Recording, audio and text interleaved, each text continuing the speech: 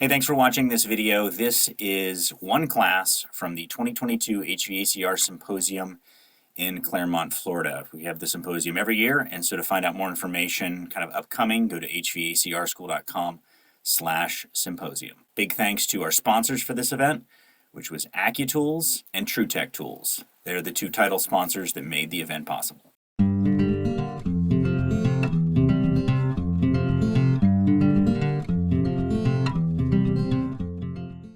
This session is with my good friend Bill Spohn from TrueTech Tools, one of the title sponsors of this event. And in this one, Bill is going to talk about the basics of building science and building performance for HVAC contractors. Thanks everybody for coming into this session. Joe is a guru on a lot of subject matter. And coming from Bill, that means a lot. So in fact, he helped me prepare this presentation that I did back in October for radon scientists, radon specialists at their annual conference in Baltimore last October. So he helped me put this together, and I thought, well, he's here. Why not have him co-present with me? So we came up with this like 20 minutes ago, and he's cool with doing it because that's the kind of guy he is. So I'm going to be like, yes, that's correct. Yes, that is also correct. And Joe's got a great background.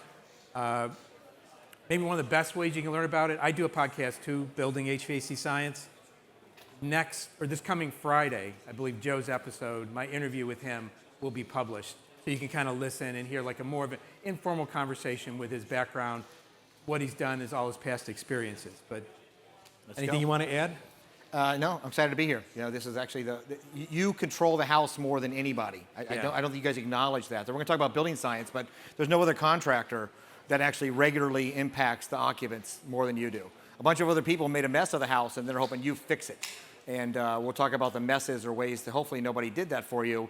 But again, you're always the person that says, hey, I'm uncomfortable, you fix my house. You're like, well, it was your builder who actually made the problem. I'll do what I can, you know.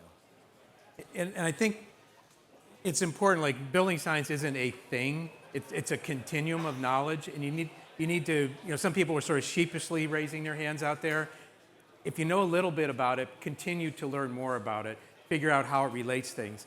This was a summary I saw just last week from a guy named Trevor Clark, who's from the Isle of Man. Do people know where that is? Okay, that's where they do the TT race, which is the motorcycle race since 1906 that has resulted in 146 deaths. So keeping these A, B, C, D, E's, I like the way it's summarized, critical design points for comfort, health, durability, and energy efficiency. Sometimes that's a lot of what you're being asked for when you're doing HVAC work. So airflow control. We'll talk about that in this session.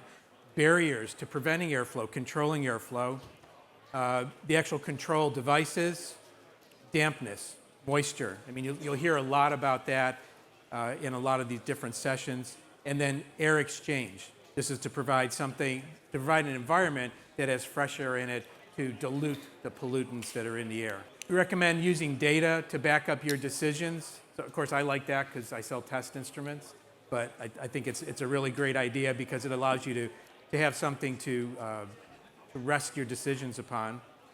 And the process can be used in new and existing housing. And tomorrow I'll be talking about a new house that I built and where I tried to integrate as much as I knew about building science and HVAC into this house. I'll be talking about our experience there, but also to draw from my network to do that, people like Joe too. And think about the building performance upgrades, which can affect the comfort, energy efficiency, durability, safety of a structure. Many of them are permanent. You do them once. They're not consumable. They just keep working and working and working if they're done correctly. And maintained. Yes. And maintained. So there's some building blocks, a couple things like you want to walk away with from any presentation. Try to drive home one point. It's the point of HAM, which I learned from Anthony Cox. Is Anthony here? Yeah, he is here. Anthony's here. So search him out. Anthony Cox, great guy, trainer from Christiansburg, Virginia. Heat, air, and moisture are really important concepts to get under control. The enclosure provides the air tightness. The pressures, you have to look at where they come from. In this illustration here, you can see things coming from the ground. So part of this was for the soil gases for the radon presentation I did. And then what can be contained, the cargo that comes along with in those airstreams, and then measuring and detecting them properly. So I'll talk about some bulk moisture. It's something that no matter where you live, you are dealing with this one way or the other. So, it's not, you can think about it as an example of, so the most common example I use is that you have bulk moisture, it's around the outside of the house. I see poor drainage all the time, and I know that's something that is not a priority for you, but if you're trying to control comfort in a house, that moisture that is draining back to the house isn't just deteriorating the foundation, it's figuring out a way to get into the foundation, into the crawl space, and has nowhere to go but back up through past your occupants who are now uncomfortable, and they complain to you about that. So as you're walking around the house, believe me, it's okay for you to document that. I saw some of your drainage issues, or I saw signs you have water around here. That can cause more moisture and uncomfortable issues for you. So it's more AC operates longer or doesn't complete its cycle. All these things are because poor drainage. You got gutters, so they actually distribute the water away from the house. So all these things are a compound, simple issue that most of us probably have poor drainage in our house. I bet you're going to go home and you'd be like, damn, that Joe guy was mentioning something. I see these issues. And and the problem is that because it becomes compound. Once a little bit of water's there, it stays there and only becomes worse and worse. So we build these homes, and it'd be great if we didn't put any windows or doors or anything in them. They'd be phenomenal. They would work premier, all right? We would have no issues. Nobody would be uncomfortable because they couldn't either get in or get out, okay? But instead, we cut all these holes into dang things, and they make it really a challenge to control all of the heat, air, moisture. So, but the reality is most of us think that it's all about these little holes that we have on the outside where your hose bib is and that kind of stuff. The reality is it's actually more of a cheese wedge issue where things are moving up and down through the actual structure. If you have multiple levels or these complex levels, that actually makes it really difficult to keep things under control. That's where we're failing in terms of the design. And all these architects or whatever would be like, oh yeah, we wanted to have all these things. We want to have multiple roof lines in other places. And I don't care how you get your ducts there or how you're going to heat and cool it. That's not my problem. It looks great, right? And people are really uncomfortable in these multi-million-dollar issues. The other problem is that we talk regularly. EPA regulates your outdoor air. They do not regulate your indoor air. They are not in your homes, whether you think that or not. They don't care what you breathe, right? They care about what's outside, and what's outside comes inside. And what we're really understanding now is, in the building science side, is what comes in sticks to everything inside, and it doesn't leave. So think of your homes as a sponge. All of your surface areas, the floors, your carpeting, your walls, everything, all of this stuff sticks to it until something says, you know what, you need to leave this and go do something else that then moves around, and ultimately we're breathing it. But we now understand that homes are a sponge, and we are dealing with why our indoor is much worse than outside. Nobody says, oh, 3 to 5 times. No, it's hundreds of times, sometimes worse than outside, unless you live in Pittsburgh. That gets a grade F from the American Lung Association for outdoor air. But those things in the outdoor air do come inside and do concentrate. The particulates, gases from outside, as well as radon coming up. Would you recommend the home chem?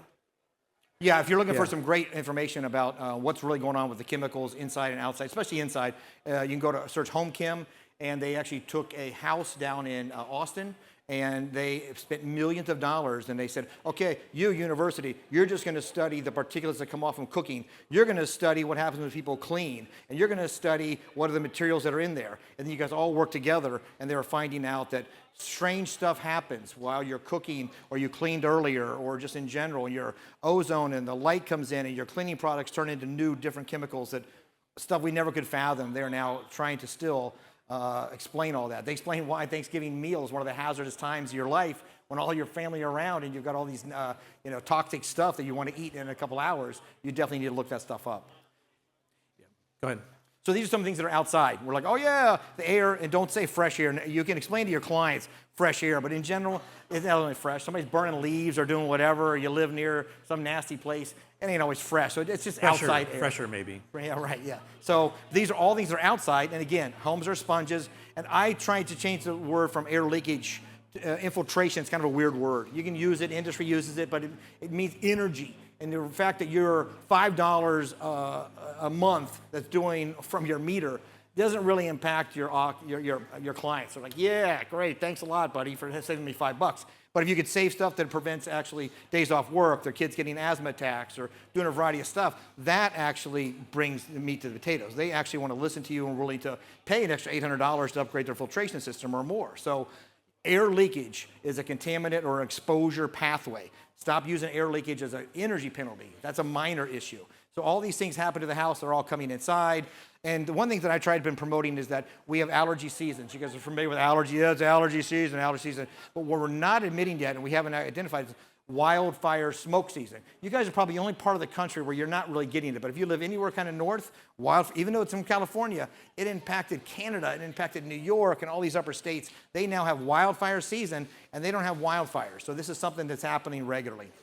So I forget, is that the Swiss cheese or the sponge? That's the sponge. Okay, thank you. Right. I get the two things Yeah, confused. the Swiss cheese is the access to allow stuff in. So once stuff's in, now we've got all this stuff in here. So you're cooking, you're cleaning, you're vacuuming, all this kind of stuff. And then the major issues is people. Get out of your house. Don't come back. Your house will be great. But instead, so we live in the house. So it is a significant challenge for you as a contractor to be like, yeah, I can address your house because it's fixed, but I have no idea how many people are in here, how often you're in here. Now you've got 7 cats and 3 dogs. Yeah, that's really going to make your particulates go high, carbon dioxide goes high, all these things. So the people are the problem. So get people out of the house and they'll work much better. You made a comment online the other day about the knee biters. Knee biters? Yeah, causing a high CO2 level. Oh, yeah. So people are like, oh, I got a high CO2. I'm like, how many dogs and cats do you have? Because they breathe much more than we do. And I had respiration rate. Yeah, I had monitors, and I couldn't figure out why at 4 in the morning my monitors went pew! And so I realized that I was up at 4 in the morning, and I realized my dogs were sleeping. They're like, they go out to the living room and they hang out right next to the monitor. So that was the reason. So yeah. So we're going to go through a few things here. Does the air you breathe come from? Where does it come from? Right? Because we think of that as like, oh yeah, well it's just outside air, but it takes some path to get into your house. I'll set up a prop later over at the AccuTools tool showing how we actually breathe through that. So one of the things that we think about is hot always goes to cold. Your beer does not get cold in the refrigerator. All right, the heat is removed. You guys, clearly this is your concept. This is what you guys live and die by. So, but people say, oh yeah, I'm going to cool your air. You could say that to an occupant, but if you say that around us, we're like, I think you need to go back to your science. You go back to school because we know that's not how it works, all right? So here's your example of that. The can goes in and all the heat is extracted. So here's what's really happening though, depending on the season, is that you've got heat that's either hot to cold. And if you have air leakage that goes along with this, you're taking along all of the stuff with it, okay? So if I've got hot air trying to find its way in, the temperature moves by itself, and hot air can even move more and bring more particulates with it. So you can see the difference of what's happening between the summer and the winter here. And these guiding principles of the icon in the upper right-hand corner are part of the Hayward score. Do you want to talk about that? You used to work for Hayward. Yeah, so I just, as you probably caught from Jim or heard the word on the street, so I was a healthy building scientist, and now I decided that I needed to be more active in people's lives in terms of what you do and helping you do that. So I was at Hayward Score. It's a phenomenal resource about trying to improve how you lived your life, but we just weren't engaged in people, and we really weren't getting stuff done. So I'm like, I need to go. So I've been talking with Jim for years, so that's why I'm here. In fact, I firmly believe, that's why I switched, is that the number one contractor that can change the occupants' lives on your first visit is you. You can upgrade their filtration system in a blink and change their entire way they live in the house. Low flow, low static, great filtration system is the ultimate thing you can do. You're gonna hear lots of crap about, or lots of stuff, PCO and UV and all that stuff. Filtration is huge. You could do that day one. So I'm like, I need to get in there and start working with people about why this message needs to get heard. Hayward Score promoted that, but we weren't doing it. So you're familiar with airflow. These are some of the challenges you have with radon. Right. Okay, so we have stack and wind effect. The stack effect is that there's a chimney. There's a stack effect happening right now where air is able to get in and move up and trying to find a way through here. The higher the building, the more prevalent it is. And wind, these things we can't control, all right? Wind is just constant. It's constantly moving across. It's actually impacting. So one side has actually got pressure on it. The other side's got opposite pressure. So depending on where you're in the house, it's actually making pressures all the time that, again, are actually impacting how your clients are responding to comfort. And how the equipment performs. And there's a concept called the neutral pressure plane, which both the Energy Conservatory and RetroTech have good training materials on. Joe also used to be with Retrotech. Yeah. But that's a really important concept to drive home when you're trying to understand how air conditioning systems work in a house, that pressure plane, and how there can be these driving forces that we talked about starting off. So on this example, we'll use this because it's darker. So on this example over here, this does it? No, it doesn't. So at the bottom area where the floor are, the people standing, that area has a lot of pressure that's coming in, all right? And at the top, it's got a lot of pressure coming out. But at that second floor, that's actually this neutral area between the two of them where you don't have a lot of infiltration or contaminant pathways, right? So you got to focus on where the air can move in and how it gets out. So if you really want to control, there's areas you guys can focus on. I don't need to seal the entire wall. I need to focus on the bottom and the top to make sure I'm not allowing the chimney effect to actually happen. So insulation can or cannot be an air barrier. I'm sure sometimes the people call it filter glass. It ends up being a filter when there's enough of an air gap that the insulation is not having any impact because there's air moving through it. You need to have the insulating area, the insulation up against the air barrier in order for it to be effective and to have those cells sealed together. So it can be done poorly or it can be done professionally. So in theory, insulation is not an air barrier because it allows air to move through, unless you have rigid foam or something that is both, okay? So that's really the concept. But we use these same, things we use in the attic as insulation are actually the filters, those rock grabbers that you have in your the HVAC system. Hopefully, if you have them, you've got some other supplemental filtration that actually is effective for the house. So here's a good example. Yeah, go ahead. So here's a good example that we have, it's cold outside, and somebody's got a sweater on and they're freezing, and the other person's got the same thickness of a layer, but it actually has got an air-resistant layer with a little bit of thermal, and they need to be connected, all right? So if you see the example here, I'll use a little laser pointer, is the pink is your insulation and the blue is an air barrier, okay? The air barrier goes anywhere until there's a hole, right? Every time you see a receptacle, that's a hole. Air barrier has been compromised, all right? Can lights, all of your duct penetrations are compromised of the air barrier. So you follow the ceiling, or if we'll assume that your air handler and your distribution is in the attic, you follow your air barrier, the drywall, and then you put a hole in it. Next, where's the air barrier go? It's following the ducts up into the system. That's the next air barrier. So if you have duct leakage, you're leaking to the outside. So think of your system as the next level of air barrier to what's actually getting exposed to the house and contaminants. In fact, you're in the attic, you have a really good chance of bringing stuff into the house, just because you're actually putting potentially negative pressures up there. In one of the houses I lived in, they typically had panned returns, and it was a nice house. It had a high and a low return in the wall, that kind of classic building structure. One time I brought him a thermal imager, and the bedroom was always a little bit hotter when it was cooling season, and there was a maybe half-inch diameter hole where a wire had run through that ran into the pan return. So I was essentially pulling load from the attic continuously, and I could see this nice stripe in a thermal image of red and orange coming down the wall in the bedroom, radiating heat. I had Allison Bales, who came here last year, help me with a calculation. It was something like a 1/4 ton of cooling load was added from that small hole. But there's only one hole. Only one hole, just one hole. But the home has probably got a... No, there were 15 holes, Yeah, right. but just this one was about a 1/4 ton of cooling. The physics is just mind-blowing. But we're also assuming that all of that framing, those 2x4s that are toenail between one and the other that are creating your ductwork are really airtight. So there's lots of issues. I have pan ducts myself. I'm trying to figure out a way around it. So, yeah. Okay, oh, you got it. All right, so let's go through the concept here. I'll use that. Yeah. So we actually have an attic that's ventilated. Very common to have an attic that's ventilated. The green is actually air that we use to ventilate the attic. Okay, so it's coming in, and then just as we mentioned, we might have holes or other issues here that are dealing with either, it could be wiring, it could be drywall. You can see that I got these holes that are allowing air to move up or down, whatever it was. Again, it's more to less. So more moisture goes to less moisture. Hot air goes to cooler air. So wherever it is, it wants to move no matter what. It doesn't need a pressure to actually move some of that stuff. Normally, we actually have pressures that we're adding to our house, and you guys install or maintain to do that. There's also this sliver across all of your drywall where it goes all the way up to the attic. Up in there is just, you're like, oh, that's not a lot. But you think about all of the square footage around all of your, your rooms adds up to be a lot. It's a significant amount of air leakage. It's right down on the edge of the drywall, coming right down your walls and causing issues that are actually end up as a thermal challenge in the room you're trying to condition. All right, so it looks like this, your top plates, all right, big holes. It should look like that. And actually, I should correct that. That is not your best way. You want to use some type of longevity of caulk, or just fill the whole thing with foam. But this toothpaste approach isn't the best. And we know now that actually air leaks. This is an older slide. It actually has some still air leak. It's not airtight. A good caulk mastic. You guys familiar with mastic? Am I familiar with that? Is actually the best. I use the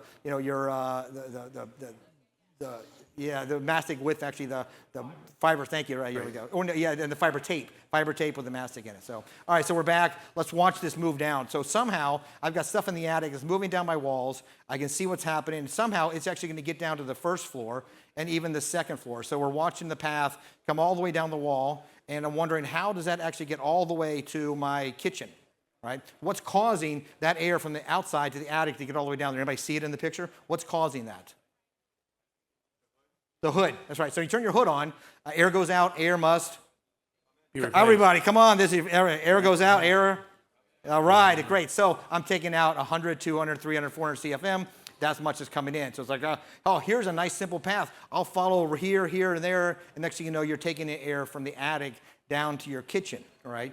There's other places where you see this show up. These bottom plates are actually notorious, and they put this seam sealer there. That's actually not an air sealer. That's for moisture and other bugs and other stuff. So it's not really designed to make an air seal tight across that bottom. So I now got air finding its way, coming in, and you can see what's happening. And there's a variety of stuff throughout the house, not just your heating and cooling system, but even the fact that I got a heater and dryer, or the dryer that's down there. The dryer is a massive. Let's see here. Anybody want to guess how much CFM a dryer moves?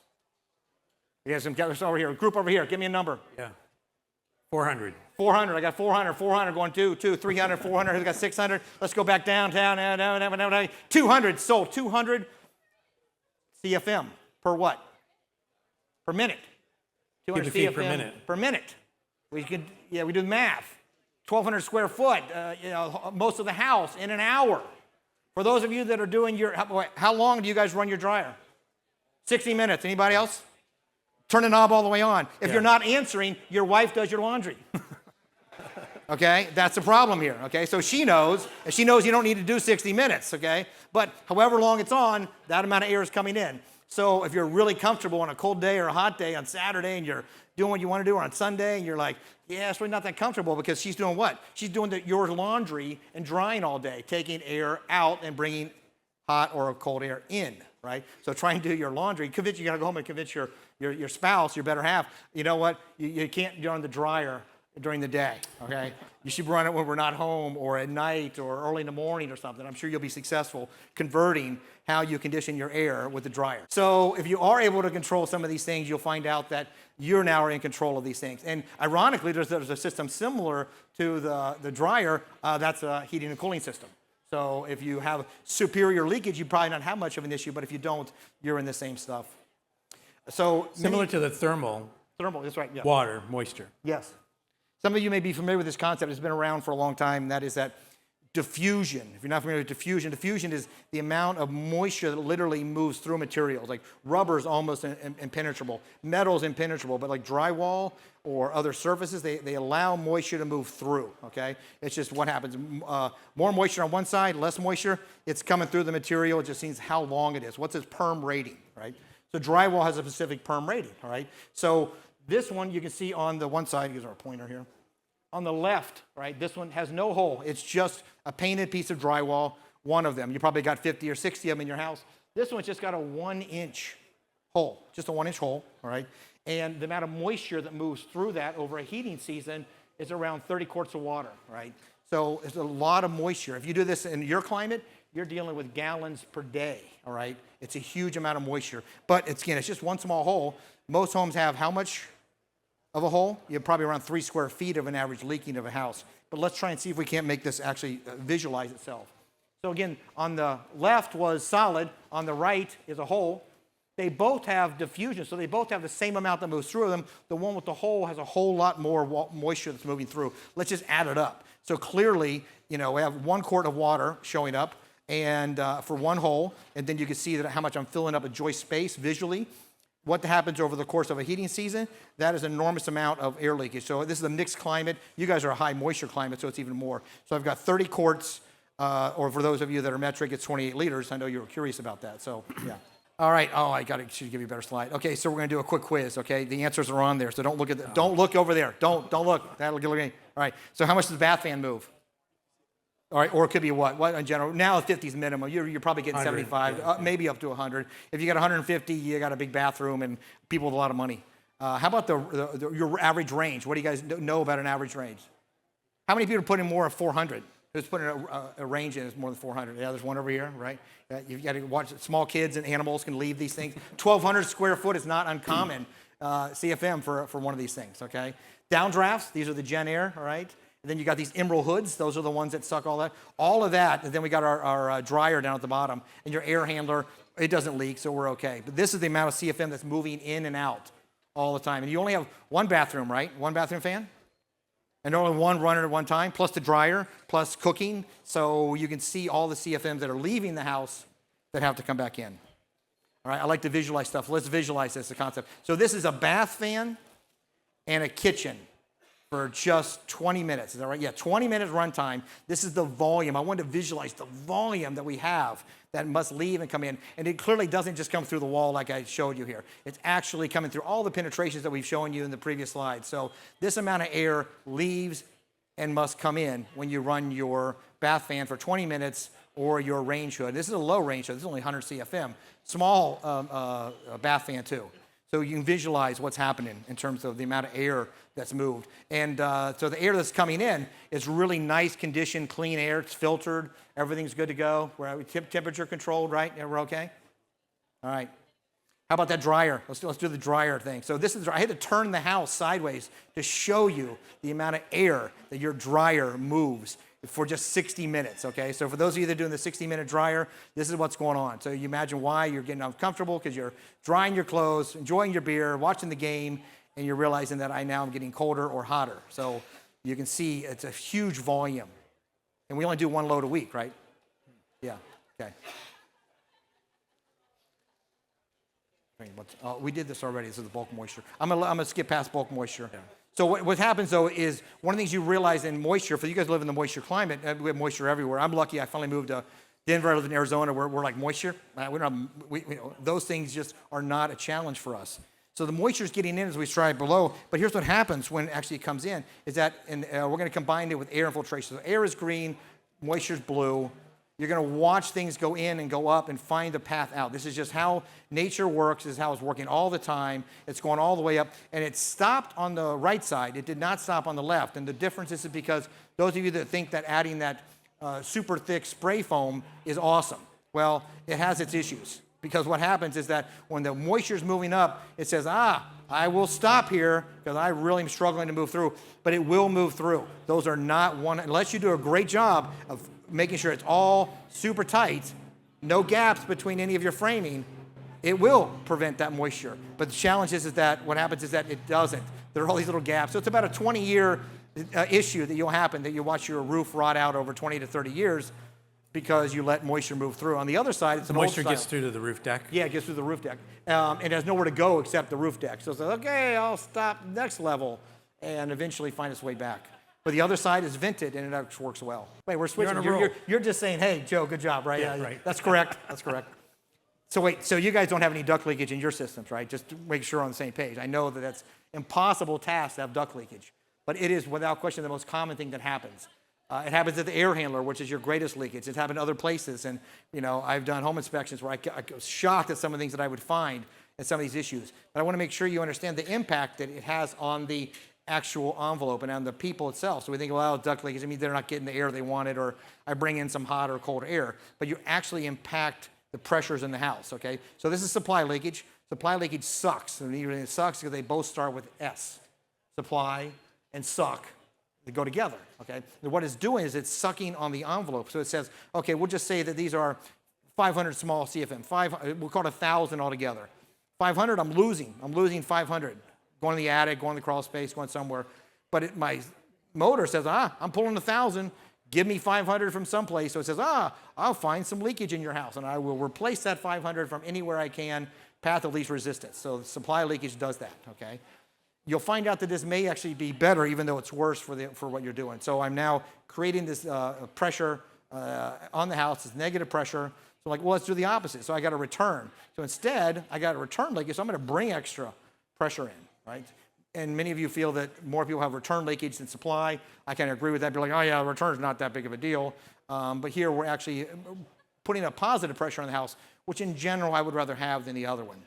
But here's what happens. You go out to a house and you find one of these huge leaks.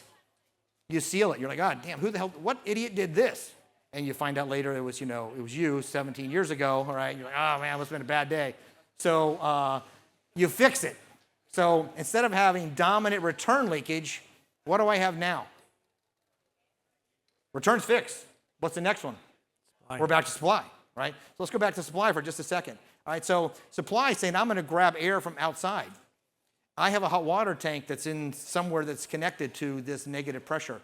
What's the greatest path of least resistance in this house now? The water tank that just vents straight up. It doesn't have to go through a window and around this or through a crawl space. It says, I'm going to come back in. So you fix your return leakage only to realize you just compromise their safety by actually increasing their supply leakage.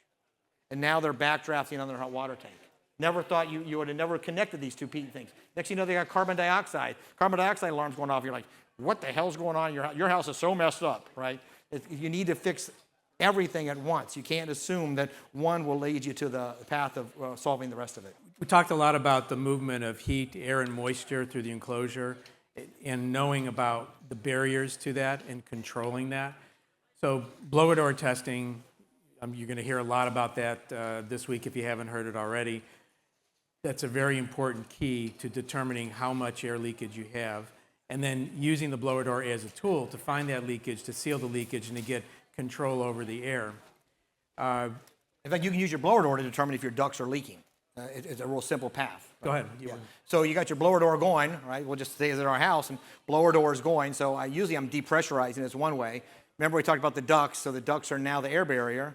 So I can go around with this little pan in my gauge to be like, hey, what kind of pressures do I have? So I've got a receptacle. I can put my little pan over and it says, oh, I've got readings here. That must be going to the outside. I can put it over a variety of stuff. Can lights. Oh, that can light's connected to the outside because of the pressures I'm getting similar to the blower door.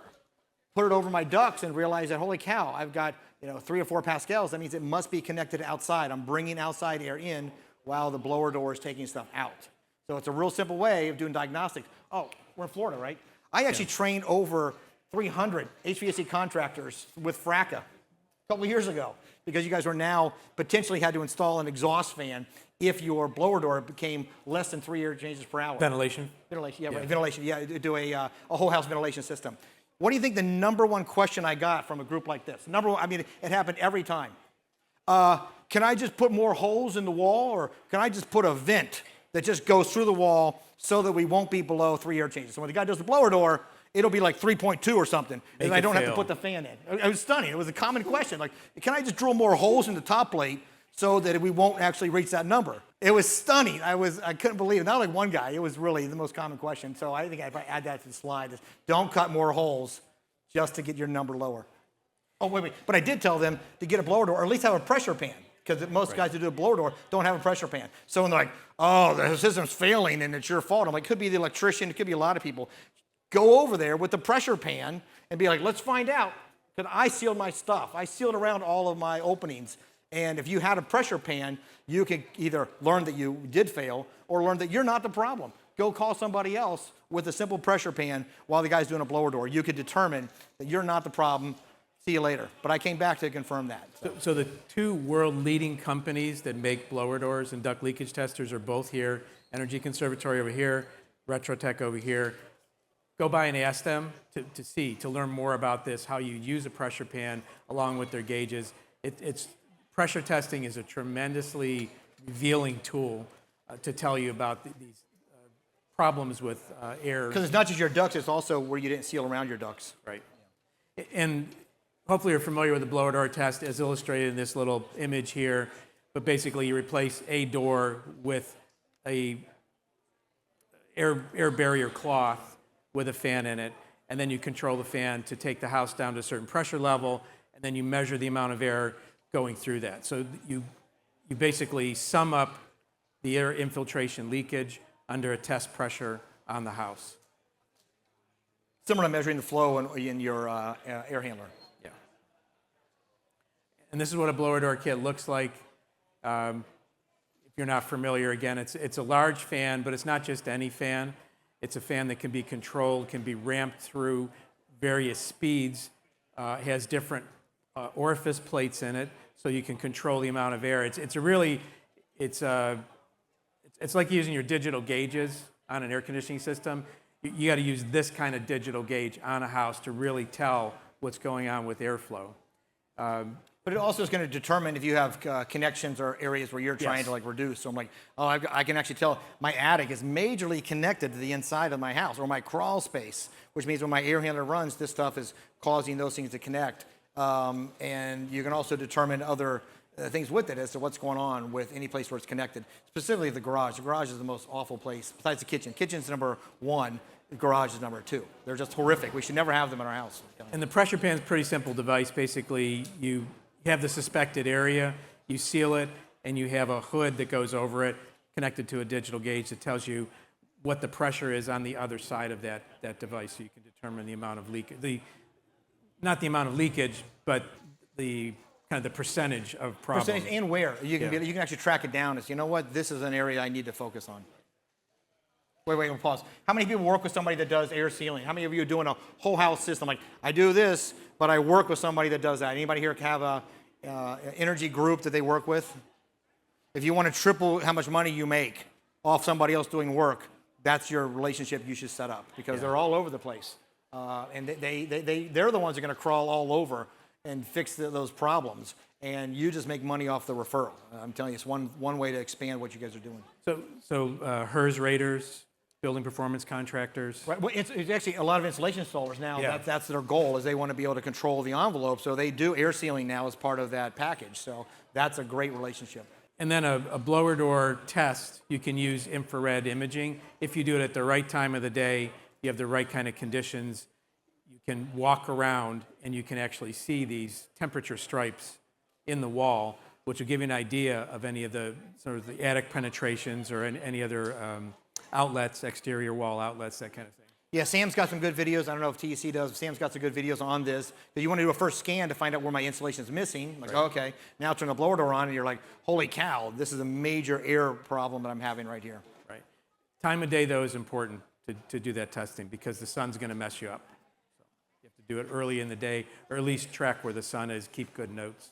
There are various standards. So the air changes per hour at 50 pascals, that's sort of a bulk measurement to be able to sort of grade and compare different buildings.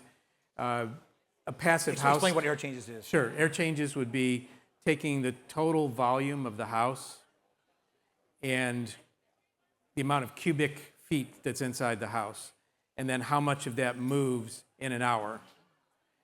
So how much of the air in the house are you replacing with the leakage?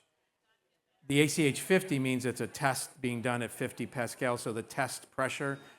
So you need to sort of put the house under a test pressure in order to make this consistent reading. You can't just let it be what it is. There's natural, but you want to do it under a specific test so you can have this number of comparison.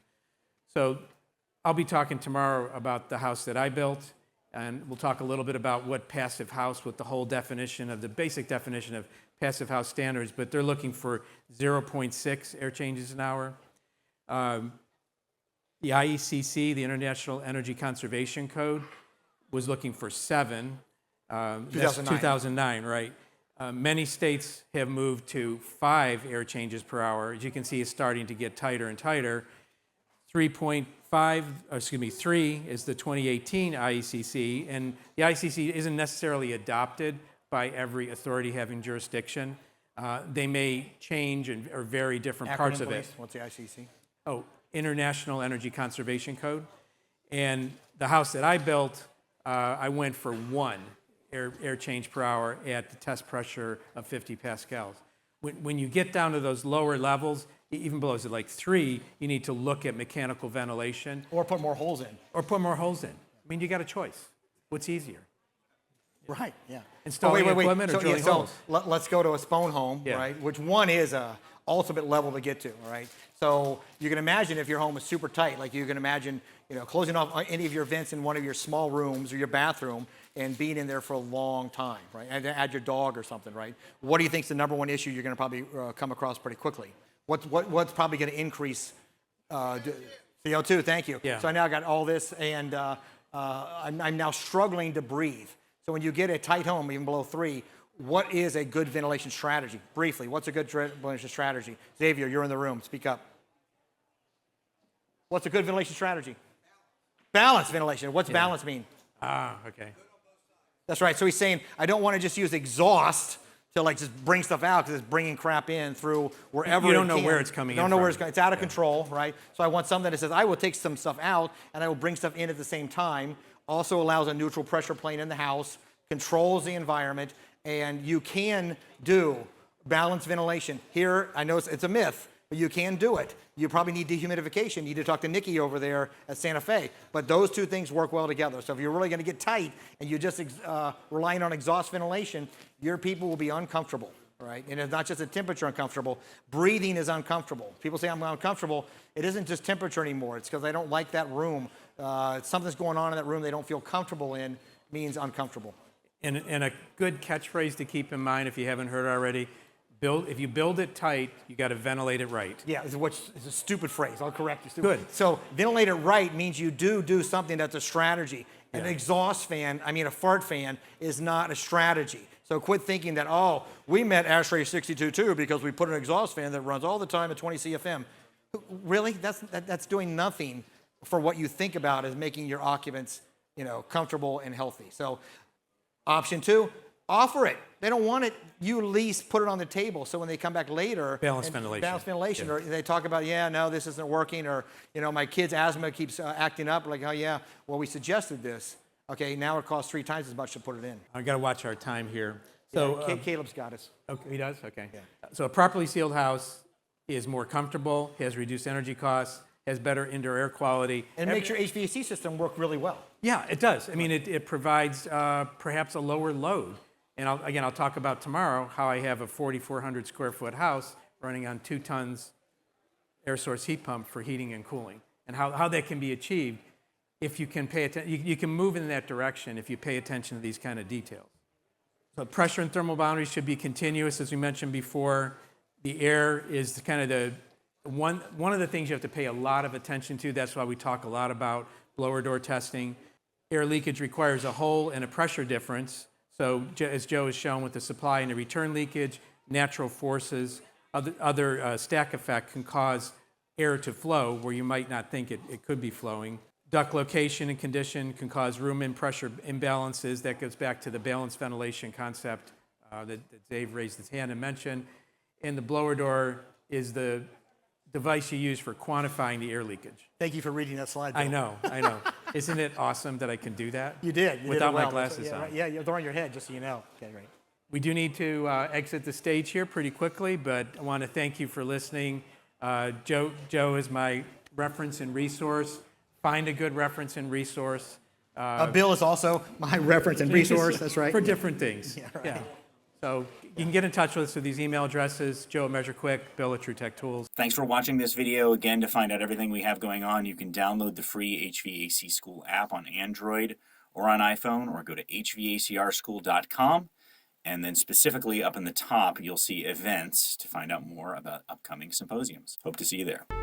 Thanks for watching our video. If you enjoyed it and got something out of it, if you wouldn't mind hitting the thumbs up button to like the video, subscribe to the channel, and click the notifications bell to be notified when new videos come out. HVAC School is far more than a YouTube channel. You can find out more by going to HVACRschool.com, which is our website and hub for all of our content, including tech tips, videos, podcasts, and so much more. You can also subscribe to the podcast on any podcast app of your choosing. You can also join our Facebook group if you want to weigh in on the conversation yourself. Thanks again for watching.